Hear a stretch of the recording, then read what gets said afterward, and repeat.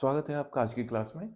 तो पिछली क्लासेस में हम लोगों ने देखा था किस तरह से पानीपत का युद्ध समाप्त होता है और पानीपत के युद्ध के साथ ही साथ जो उस समय के पेशवा थे, ठीक, उस समय के पेशवा थे, उनकी मृत्यु हो जाती है क्योंकि वह उस सदमे को बर्दाश्त नहीं कर पाए। ठीक, तो उनका नाम क्या था? बालाजी बाजीराव उनका नाम था।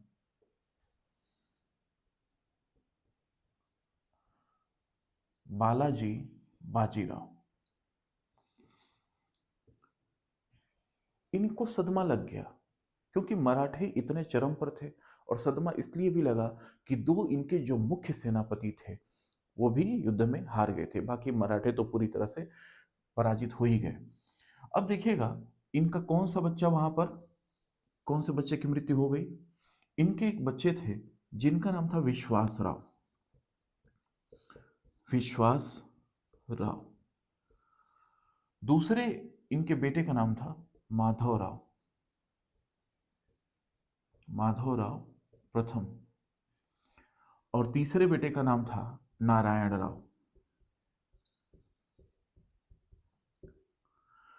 इनके एक भाई हुआ करते थे, इनके एक भाई होते थे, इनका नाम था रघुनाथ राव। अभी समझ में आएगा कि मैं क्यों ये सब चीजें बता रहा हूं।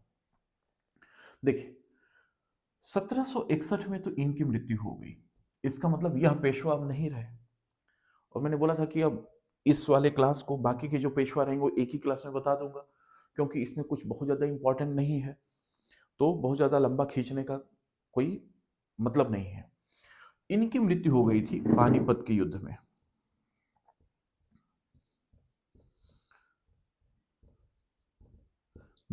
पानीपत के युद्ध में इनकी मृत्यु हो गई।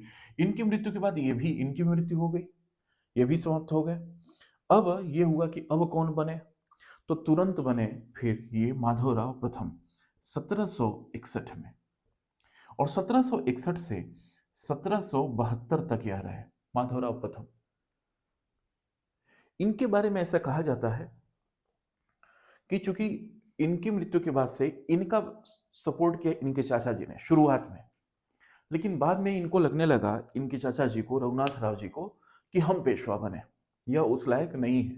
हालांकि ये थे इसलिए भी क्योंकि उस समय की मैसूर की एक बहुत बड़ी शक्ति हुआ करते थे हैदर अली, उनको माधवराव ने हरा दिया। 1771 की बात है, 1771 की, हरा दिए। जब ये गद्दी पर बैठे तो मात्र 17 साल के थे। अब सोचिए कि 17 साल के बाद से 17 10 27 साल में ही ये इतनी बड़ी शक्ति को हरा रहे हैं, हैदर अली को। और हैदर अली को तो हराए ही साथ एक और इस समय बात हुई। क्या हुई? एक अहमद शाह अब्दाली जब जीत गया तो नजीबुद्दौला का प्रभाव पड़ गया। जो रुहेलखंड वाला, कल की क्लास में मैंने बताया था, जो रुहेलखंड वाला नजीबुद्दौला था उसका प्रतिनिधि था अहमद शाह अब्दाली का। कौन? नजीबुद्दौला। नजीब उद्दौला किसका प्रतिनिधि था? अहमद शाह अब्दाली का।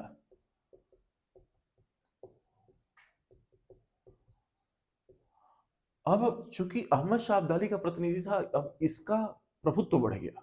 कहां पर? दिल्ली में। अब उस समय जो दिल्ली के शासक थे, शाह आलम द्वितीय, शाह आलम द्वितीय, यह भागकर चले गए इलाहाबाद। कहां चले गए? इलाहाबाद। और वहीं पर रहने लगे थे। इनको लगता था कि कब ये नजीबुद्दौला इनको समाप्त कर दे, इनकी जीवन लीला कोई भरोसा नहीं है। और मराठे तो उत्तर भारत में एक बड़ी शक्ति जो तो पहले तो थे ही, लेकिन जब पानीपत का युद्ध हार गए तो मराठों की पकड़ कमजोर हो चुकी थी 61 में। ये भागकर चले गए इलाहाबाद नजीबुद्दौला के डर से।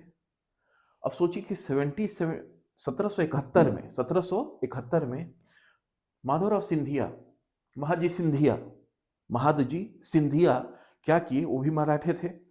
उन्होंने इस शाह आलम द्वितीय को फिर इलाहाबाद से ले जाकर दिल्ली बैठाया 1771 में, और बैठाकर फिर कहे कि तुम टेंशन मत लो, हम लोग हैं। इसका मतलब मराठे फिर उत्तर भारत में अपनी पकड़ मजबूत कर लिए। चूंकि वह मुगल बादशाह को बैठा रहे हैं, तो जाहिर सी बात है मुगल बादशाह उनकी कहीं ना कहीं हेल्प तो करेगा, और कहीं ना कहीं उसकी सुरक्षा की जिम्मेदारी किसके ऊपर थी? मराठों के ऊपर। मराठे फिर शक्तिशाली होकर उभर ही रहे थे। अभी उभर ही रहे थे, तब तक इनको हो गया टीबी, और ये बेचारे मर गए क्षय रोग से। 1772 में इनकी मृत्यु हो जाती है।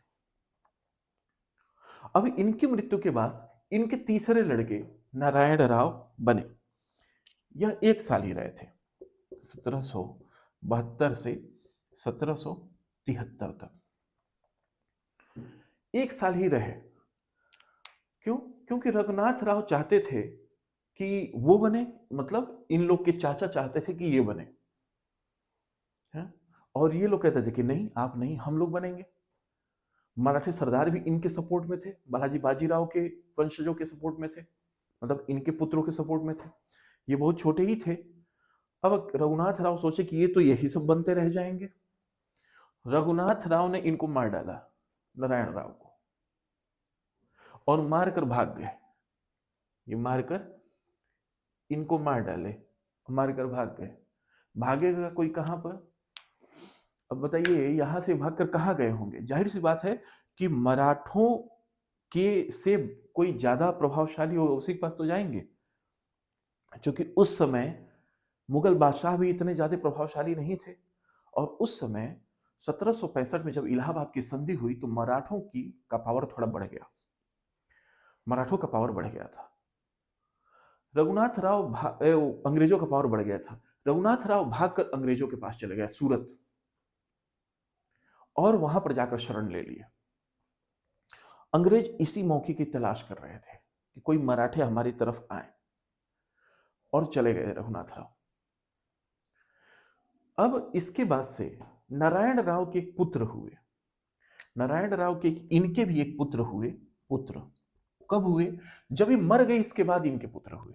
मतलब पहले से ही हो सकता है कि उन अपनी मां के पेट में रहे होंगे इनके पुत्र। इनका नाम था माधवराव नारायण राव। ठीक, छोटे ही थे ये अभी जो जन्मे तभी इनको पुत्र बनाया गया। लेकिन कब बनाया गया जरा देखिएगा, 1774 से लेकर 1796 तक ये क्या रहे? पेशवा। ये सब पेशवाओं की बात चल रही है। ये भी पेशवा, ये तो पेशवा बन नहीं पाए थे, ये पेशवा थे, फिर उसके बाद ये पेशवा बने, फिर ये पेशवा बने। लेकिन यह जब अभी एकदम पैदा ही हुए, 1773 में ही मर गए थे नारायण राव। अब 1 साल का जो टाइम था 1773 से 1774, देखिए उस समय कोई पेशवा नहीं था। उस समय एक 12 भाई परिषद हुआ करती थी, 12 भाई परिषद, जिसके एक मुखिया हुआ करते थे नाना भाई फडणवीस। नाना भाई फडणवीस।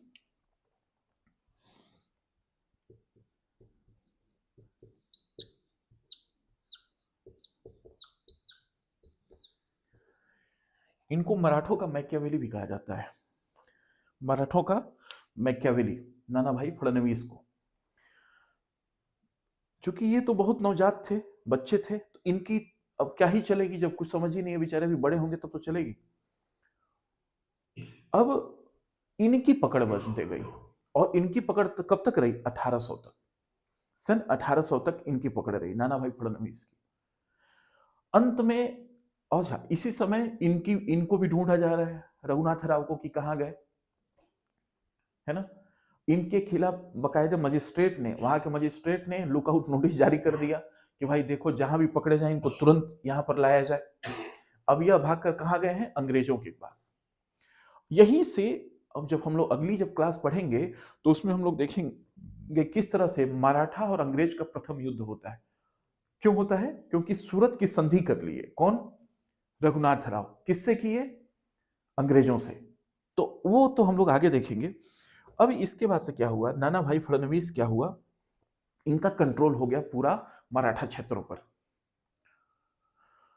यह धीरे धीरे बड़े होते गए, इनको लगता था कि थोड़ा तो कंट्रोल हमको मिले, थोड़ी तो आजादी मिले, थोड़ा मैं भी तो अपने हिसाब से चलाऊं चीजों को। लेकिन ये कहते थे कि नहीं, अभी आप बच्चे हैं। बाद में इतने आहत हो गए कि 1796 में आत्महत्या कर लिए, माधवराव नारायण राव। अब कौन बने? अब इसके बाद से बनते हैं इनके बच्चे, बाजीराव द्वितीय, लास्ट पेशवा, बाजीराव द्वितीय पेशवा बने। ठीक। और यह कब से कब तक बनते हैं? 1796 में ये बनते हैं और 1818 तक यह अंतिम पेशवा थे। अंतिम पेशवा, अंतिम पेशवा इसलिए क्योंकि शुरुआत में बने, बाद में 1802 में बसीन की संधि हुई, जिसको बेसिन की संधि भी बोला जाता है। और फिर 1818 में अंग्रेज कहे कि आपने बहुत सेवाएं दे दी इस मराठा साम्राज्य को, अब आइए आपको ले चलते हैं घुमाने के लिए। और ले आए सब, कानपुर के पास एक बिठूर नामक जगह है, वहीं पर छोड़ दिए सब, कहे सब यहीं रहिए, अब आपको बकायदे साल का हम लोग पैसा दिया करेंगे 18 लाख रुपया। लोहा ले नहीं पाते बेचारे, बहुत ज्यादा सपोर्ट इनको नहीं था, क्योंकि आपस में ही लड़ाते रहते थे मराठाओं को। तो जो बहुत ज्यादा आपस में लड़ाता रहता है तो होता क्या है, वो अपने आप को तेज तो समझता है, अगल बगल वाले जो उसके चमचे रहेंगे वो तेज तो समझते हैं, लेकिन उसका जो एक दूरगामी प्रभाव पड़ता है ना, वो ठीक नहीं रहता। सब लोग पसंद नहीं करते थे। अब इनको कोई बहुत ज्यादा सपोर्ट था नहीं, तो यही बिठूर में ही रह गए। और इन्हीं के बाद से पेशवाओं का अंत हो गया, और यहीं से वो क्या बोलते अंग्रेजों की पकड़ पूरे महाराष्ट्र पर बन गई। तो अब अगली जो क्लास होगी उसमें हम लोग देखेंगे आंग्ल मराठा युद्ध। अब प्रथम युद्ध, द्वितीय युद्ध, तृतीय युद्ध, 3 युद्ध होते हैं।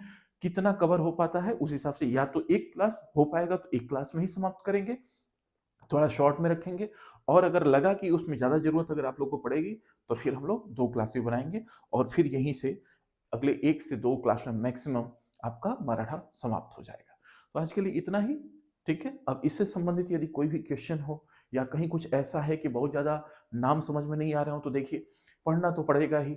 और जहां पर प्रॉब्लम होती है, समझिए एग्जामिनर को ही पता होता है कि यहाँ पे कंफ्यूजन क्रिएट होगी। जैसे पेशवाओं के नाम, पेशवाओं के नाम में एक इतनी सिमिलैरिटी टाइप की लगेगी कि वहां पे हो सकता है आप लोग को दिक्कत हो जाए।